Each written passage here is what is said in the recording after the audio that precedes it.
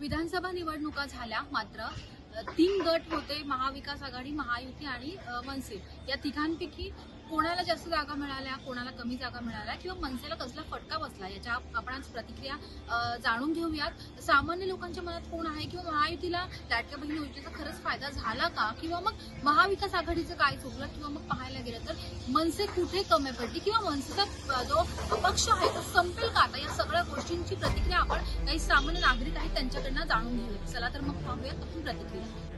मनसेचं काय चुकलं? मनसेला एकही जागा नाही मिळाली. पक्ष संपलेला आहे ना, आता काय तुम्हाला काम करावं लागेल. आताच आहे, आता ती काय मतच नाही मिळाले तर रद्द होणारच ना. मनसेचं नाही चुकलं, लोकांचं चुकलं. की आम्हाला पण सगळ्या म्हणजे भावनिक आहे, आम्ही मनसेला एकतरी सीट भेटायला गेलो. ठाकरेंचं चुकलं म्हणजे ते त्यांच्या मतावर ठाम. कुठलाही पक्षात कुठल्याही राजकीय नेत्याने कितीही चालवलं तरी तो संपुष्टात येऊ शकत नाही. मराठी माणूस आहे, संपणार नाही कधी. त्यांच्या उमेदवाराचे कुठं कामच नाहीत ना, पहिले कधी निवडूनच नाही आलं. त्याची आता ते कसं सुरुवातपासून तर काही त्याचं तालाला मिळत नाही.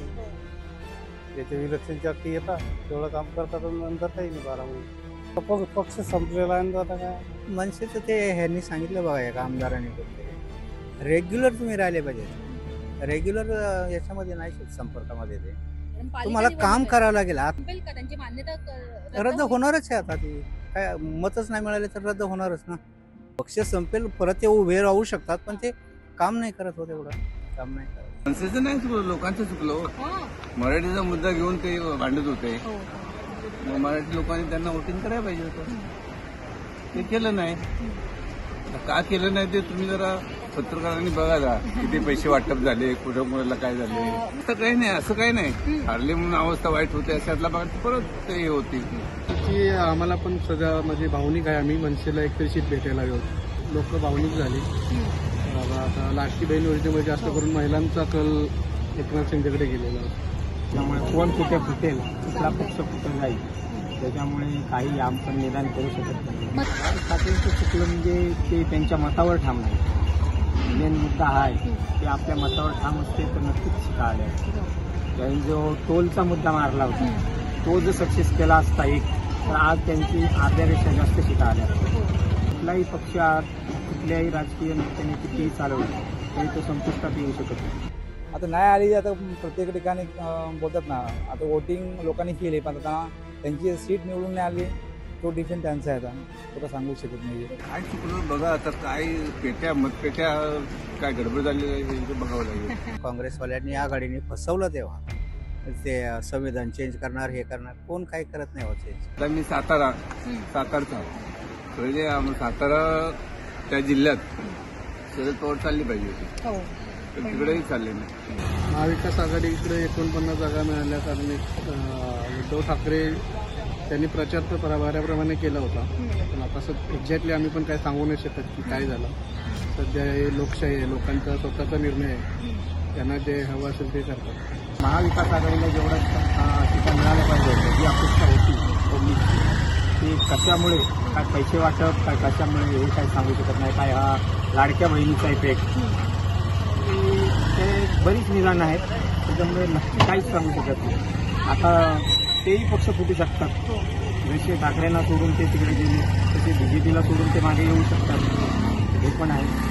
गलतियां तो सबके सामने है. इवन आप भी देख रहे हो कि एनवायरनमेंट क्या चल रहा है और जो पॉलिटिक्स चल रही है इस टाइम पे बीजेपी की, तो शायद नहीं आने का यही कारण है. कुछ नहीं बोल सकते हैं, क्योंकि मैं बोल रहा हूँ ना, इस बार लीडर्स को देख के नहीं दिया गया, इस बार पार्टी को देख के वोट दिया गया है. और इस बार अगर आप देखोगे तो मैक्सिमम सीट्स तो बीजेपी की है. बीजेपी बदल म्हणजे थोडी मेहनत केली पाहिजे आपल्या पक्षामध्ये, की आपल्या सध्या जे आपले जे आपण ठराविक जे आपण हे ठेवतो, आपण उमेदवार ठेवतो, थोडी मेहनत घेतली पाहिजे. आणि आपण मेहनत करून आपलाच पक्ष, आपण एक पक्ष आपला आहे त्या पक्षानुसार आपण काम केलं पाहिजे. इतरांना संगती घेऊन किंवा इतरांना जाऊन ते काम होणार नाही, असं आहे. मुख्यमंत्री आता एकनाथ शिंदेच होते, कारण तर एकनाथ शिंदे याच्यासाठी होतील की देवेंद्र फडणवीसला आता केंद्रामध्ये स्थान असतं, त्यामुळे सध्या तर आता असं वाटतं रोखठोक मुख्यमंत्री एकनाथ शिंदेच असेल. मुख्यमंत्री म्हणजे काय, आता सध्या तिघं पण आहेत ना, तिघांमधून काय देवेंद्र साहेबांना पण थोडा चान्स दिला पाहिजे.